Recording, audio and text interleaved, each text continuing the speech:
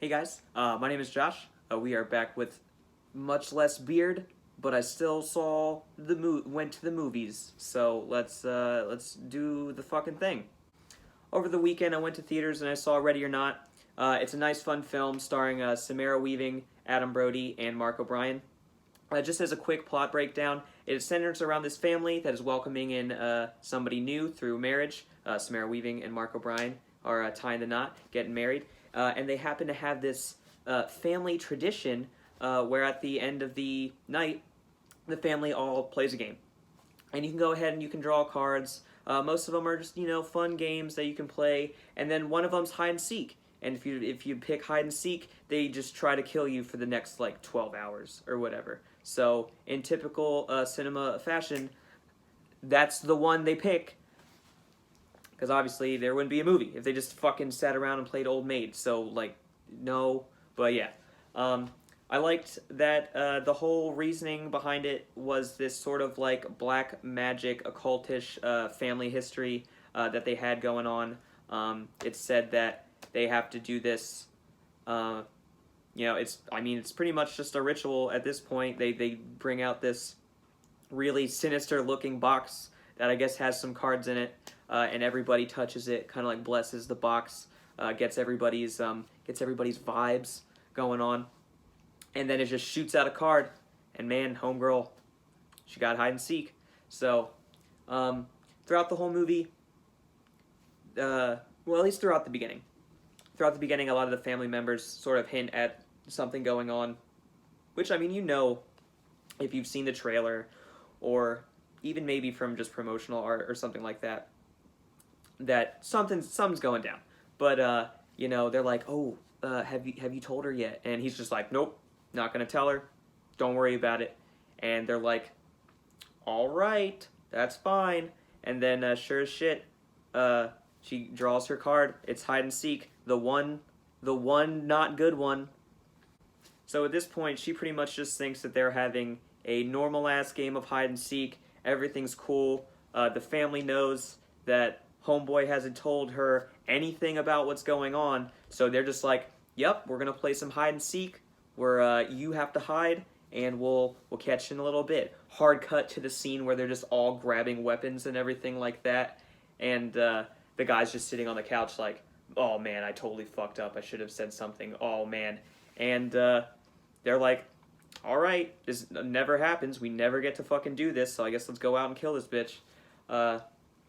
So she's like chilling out for a hot minute and everything like that, and then they get put in a situation where they're hiding and they just see somebody get super murdered, and that's how Samara Weaving's character figures out that shit is not all good at all. I think that was a good way of doing it, kind of. Just because, I mean, if you're not going to be told right off the bat, so if they would have done it like that, that wouldn't have been all that great. I like the fact that it happened in the room with Mark going on. Like, it was kind of a fake scare. Mark brought her in the room and all that jazz, and then they're hiding behind a bed, and somebody gets super killed, and she's not only like, one, somebody just got super fucking murdered. Two, you didn't tell me anything about this dank murdering that's going on right now, alright? So she's got both of the big, like, what the fuck going on, which is obviously dumb justifiable because I'm not gonna be married into a super cult murder family. No, I'm not about it. But that pretty much sets the whole thing in motion. From there on, it is just a big cat and mouse, which I'm totally down with. You know what I mean? Those movies are always fun. It's got some, my brother mentioned, it looks like it's got some Scooby-Doo vibes going on, and it kind of does.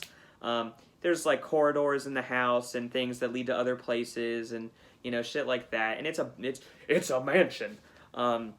So there's just a bunch of shit going on with that, and it's fun. It's a fun-ass movie. I can't say it's necessarily the best movie. It's definitely not the worst movie. It's just 95 minutes from the get-go of just shit going on. If I do have gripes, it's mainly going to be, one, if you've seen the trailer, They definitely have one of those edited trailers. I believe it's like edited to the music, and there's like a bunch of shit going on, like some like violins playing, and as like notes are being switched, it's like cutting in between all these things going on.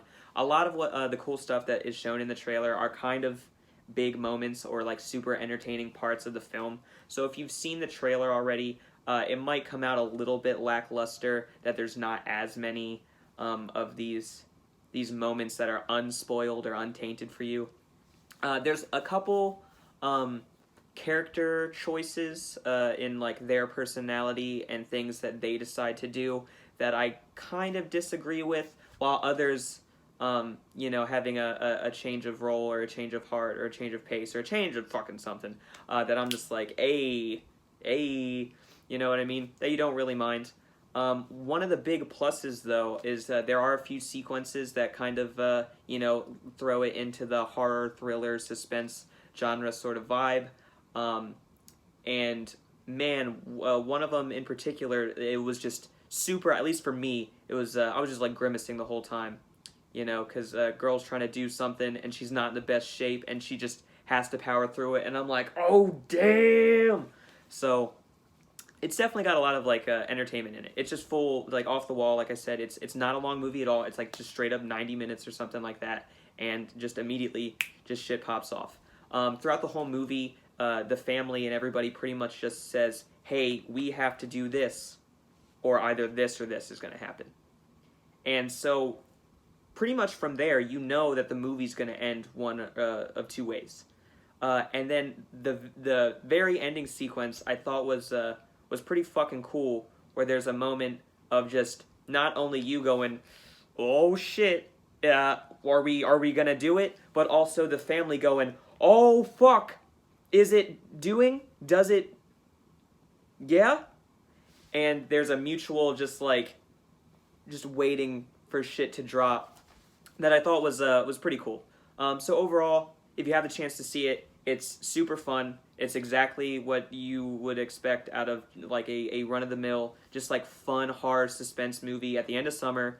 We're slowly gonna start getting into fucking like end of the year blockbuster season and all that bullshit. But if you want one last good, just oh yeah, go to the theaters and see Ready or Not. It's pretty good. Pretty good.